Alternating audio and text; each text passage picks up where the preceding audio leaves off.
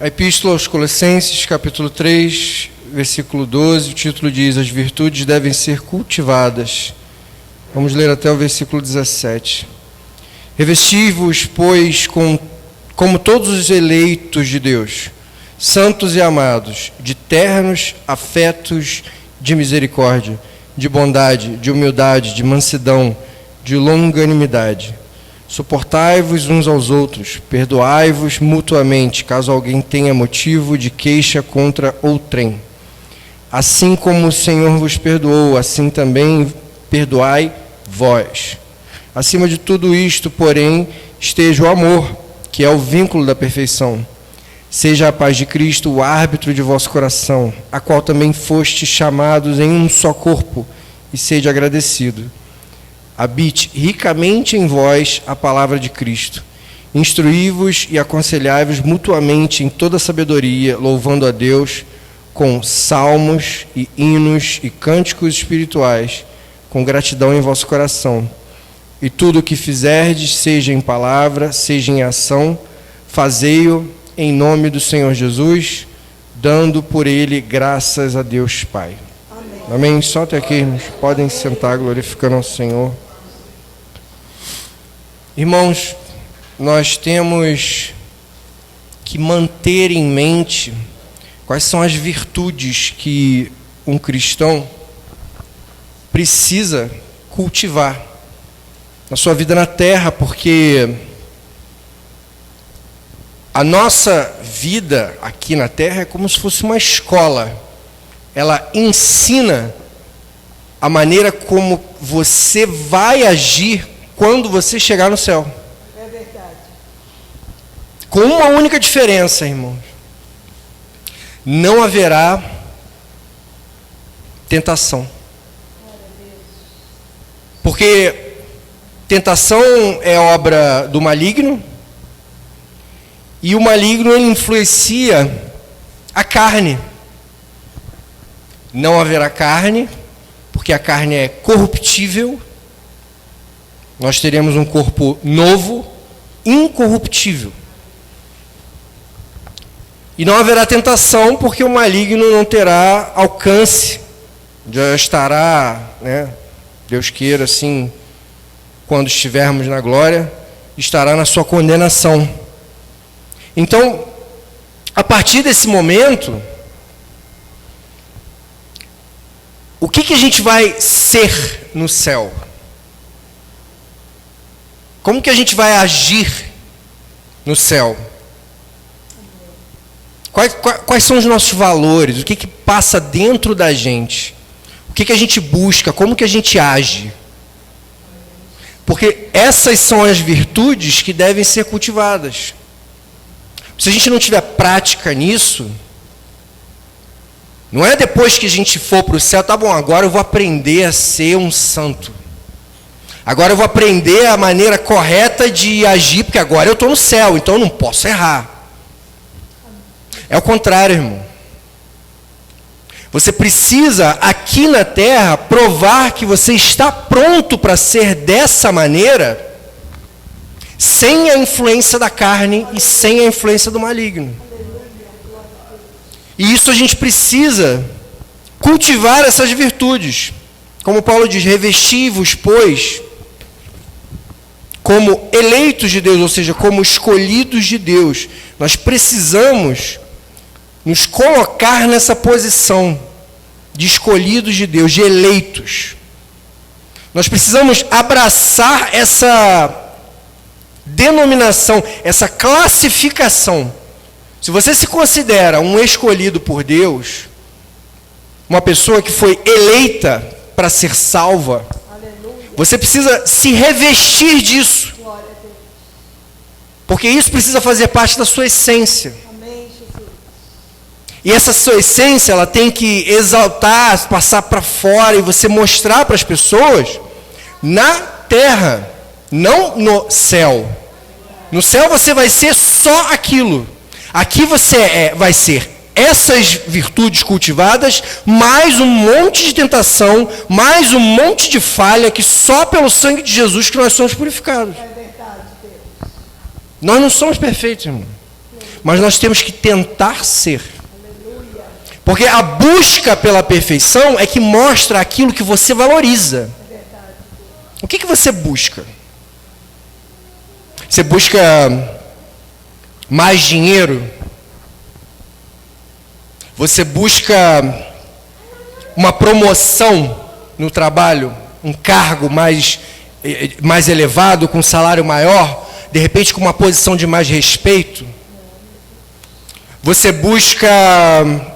Não sei, às vezes você pode ter um problema de saúde. Você busca o quê? Quer ter um corpo de atleta? Porque o que nós buscamos é o que determina o que a nossa essência é. E aqui Paulo diz, revesti-vos, pois, como eleitos de Deus, santos e amados, de ternos afetos, de misericórdia, bondade, de humildade, de mansidão, de longanimidade, ou seja, de paciência. Ou seja, várias características aqui, que são as virtudes que nós devemos buscar e que a maioria da igreja hoje não busca. É verdade. Bondade, humildade, mansidão. Irmãos, a gente vê muitas igrejas pregando que a salvação vem pelas obras, pela pessoa ser boa, ser caridosa, ser mansa. Mas não, irmão, não é. A gente sabe que a salvação é pela graça de Deus. Aleluia. E a graça é um favor sem merecimento. Se a gente não merece e a gente recebe, não é pelas obras. As obras, elas vão determinar a sua essência. Quais são as suas virtudes. Se você está cultivando aquilo dentro de você ou não. É verdade. Não é a virtude que vai te levar para o céu. Mas você precisa de todas as virtudes para estar no céu. E é aí que complica um pouco, porque da mesma maneira que a gente fala, você precisa ser bondoso, você precisa ser humilde, você precisa ser manso, você precisa sim, mas quanto mais humilde, manso, paciente e bondoso você for, você não pode dizer para a pessoa que mais próxima da salvação ela está. Porque isso não traz a salvação. O que traz a salvação é a graça. Mas precisamos disso para estar morando no céu. Perdão. O versículo 13 diz, suportai-vos uns aos outros. Mais uma virtude. Ou seja, perdoai-vos mutuamente, caso alguém tenha motivo de queixa contra outra pessoa. Assim como o Senhor vos perdoou, também perdoai vós. Então, a tolerância, irmão, tem um versículo dedicado exclusivamente para a tolerância. Você vê que no versículo 12 Paulo fala de bondade, humildade, mansidão, de afeição e de paciência. Um versículo com 5 virtudes. E aí, para tolerância, ele usa um versículo inteiro. Ou seja, por que a gente precisa ser... Por que essa importância tão grande na tolerância? Porque, irmãos, nós somos falhos. Nós pecamos, nós erramos. Nós estamos longe de ser como Cristo foi. Então nós temos que ter tolerância e ensinar uns aos outros. Porque o que a gente busca é a vida com Cristo. É a vida que Cristo levou. E aí versículo 14 diz, acima de tudo isto, porém, esteja o amor, que é o vínculo da perfeição. Ou seja, a 7ª virtude, amor. A gente falou 5 virtudes no versículo 12, uma virtude no versículo 13, tolerância, e uma virtude no versículo 14, amor. 7 virtudes que o cristão precisa possuir em vida, porque é de suma importância que nós possuamos essas virtudes em vida. Aleluia. Porque quando nós formos para a glória, que a carne for retirada, que o pecado for retirado, o desejo e as tentações forem retiradas, o que vai sobrar, irmão? Vai sobrar a virtude. E aí eu pergunto para mim, eu pergunto para você que está ouvindo, eu pergunto para os irmãos da igreja, quais virtudes vocês têm cultivado? Aleluia. Glória a Deus. Quais virtudes precisam ser fortalecidas? Sim, Senhor. Sim. Bondade, mansidão, paciência, Verdade. afeição, humildade, tolerância e amor. Aleluia. Essas 7 virtudes, irmãos, elas precisam reinar dentro do nosso ser. Glória a Deus. Aleluia. Elas precisam estar enraizadas, elas precisam fazer parte de cada momento da nossa vida, de cada pensamento, de cada decisão que nós fomos tomar, Aleluia. de cada ato que nós fomos cometer com as pessoas na rua, no trabalho, na família, em cada situação de vida, em cada momento.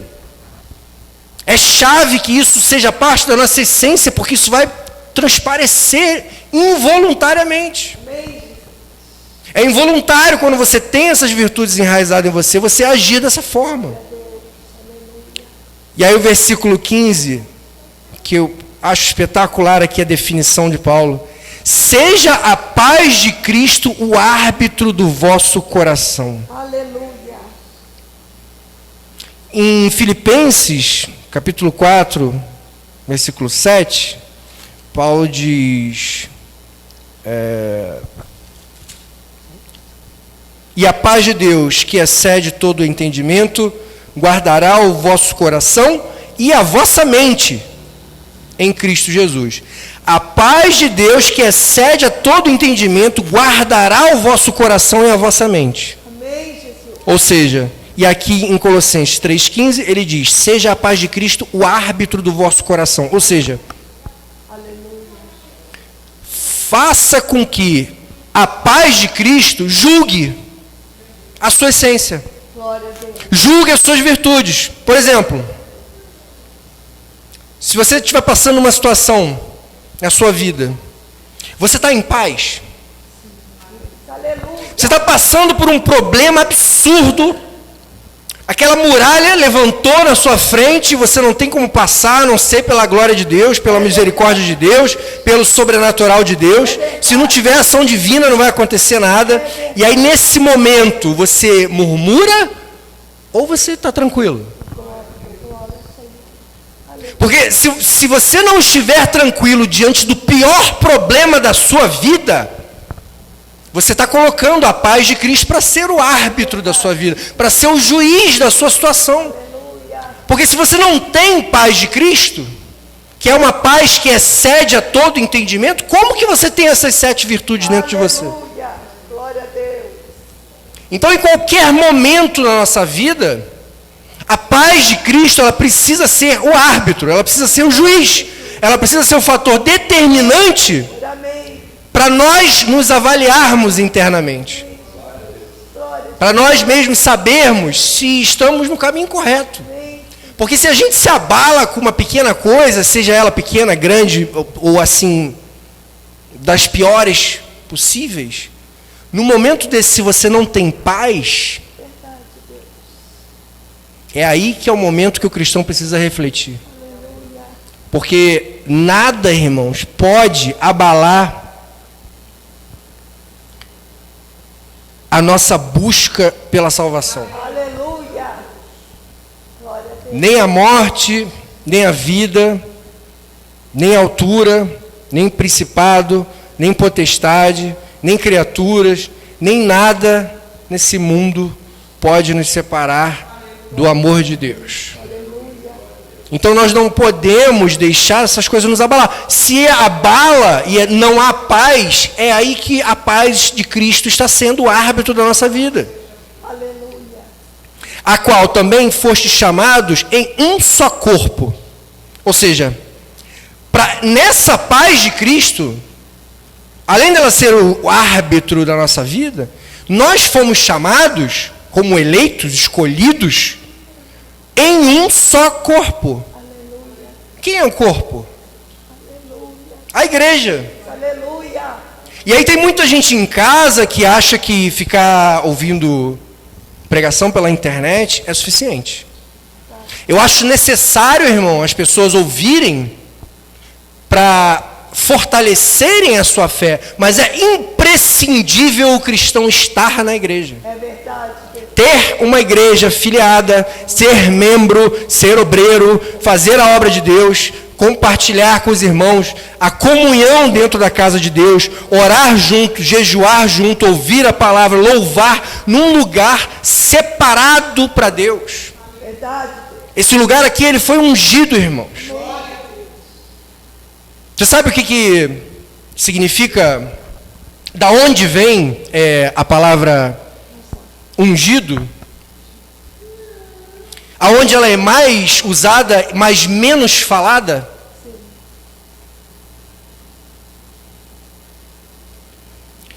O nome de Jesus, em hebraico, é Yeshua.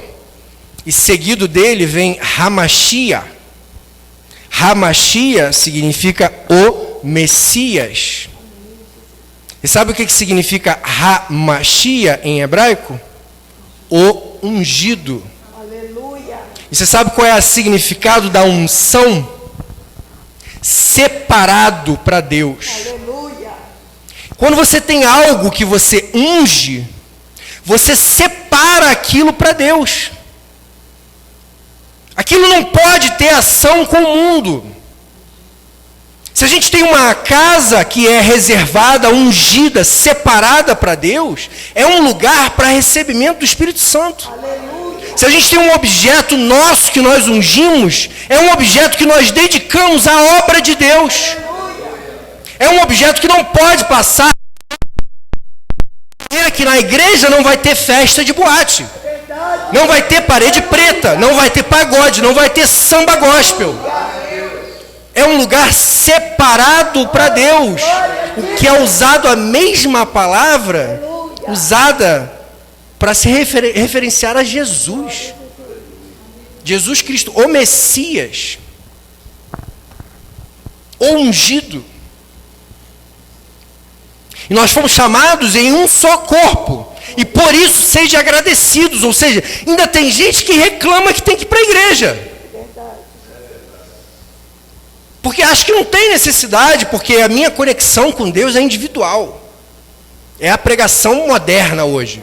Não, hoje eu preciso. Não, eu estou aqui vendo o culto pela internet lá da Hillsong United, nos Estados Unidos. Eu adoro a Hillsong, louvor lindo.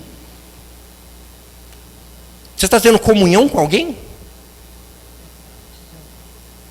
Você faz parte do corpo? Não. Porque tem gente indo lá. É verdade. Tem gente que é membro lá.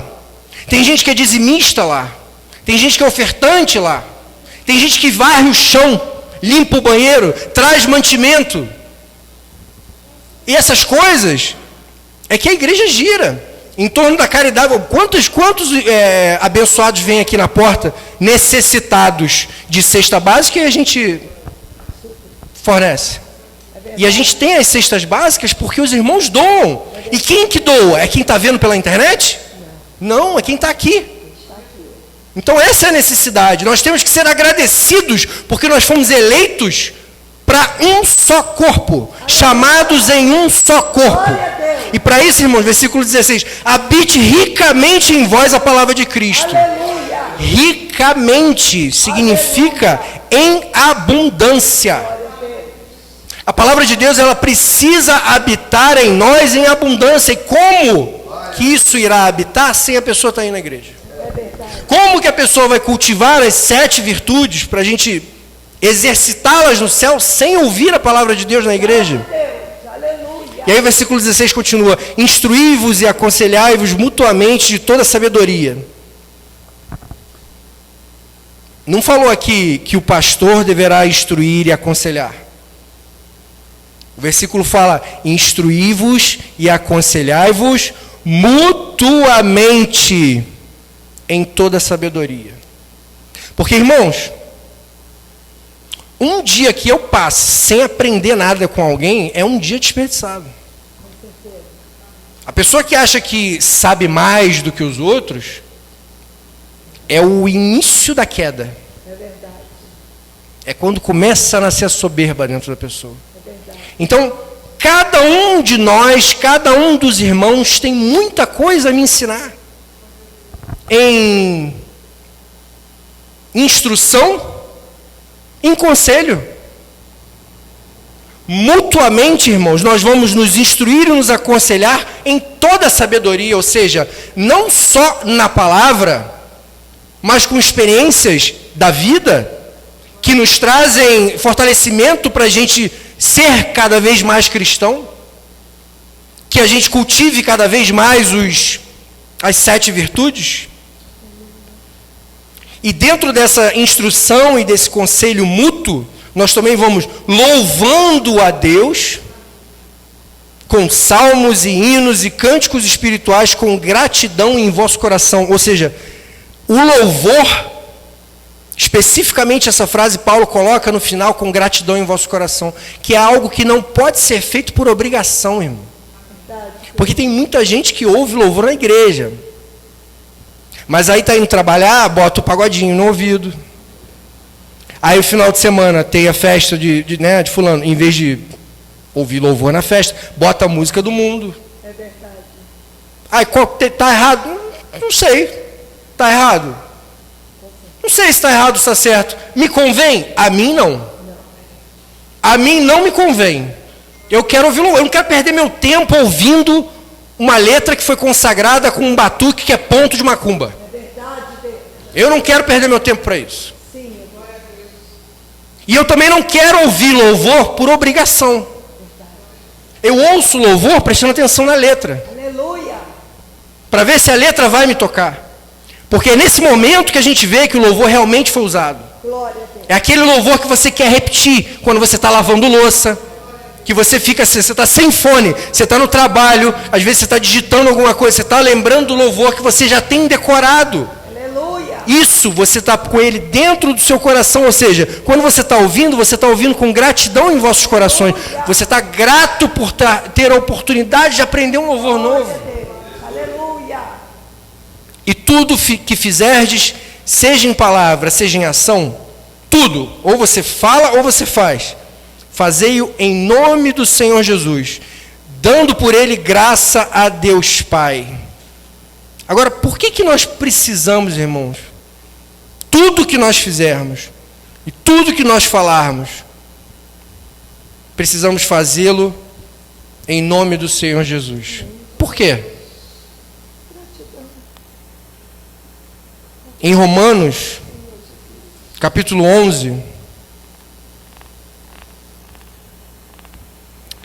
versículo 36, Paulo responde e diz: porque dele, e por meio dele, e para ele, são todas as coisas. A ele, pois, a glória eternamente. Amém. Amém. Amém. Eu sinto a presença de Deus aqui, irmão. Glória a Deus. Aleluia. O único motivo que a gente deve fazer tudo isso, cultivar essas 7 virtudes, louvar ao Senhor, com gratidão no coração, instruirmos, aconselhar-nos mutuamente, estarmos unidos num corpo de Cristo, é pelo simples motivo que é dele, por meio dele e para ele são todas as coisas. Glória a Deus. Todas as coisas. Aleluia. A ele, pois, toda a glória eternamente. Amém. Que Deus abençoe a igreja, em nome de Jesus.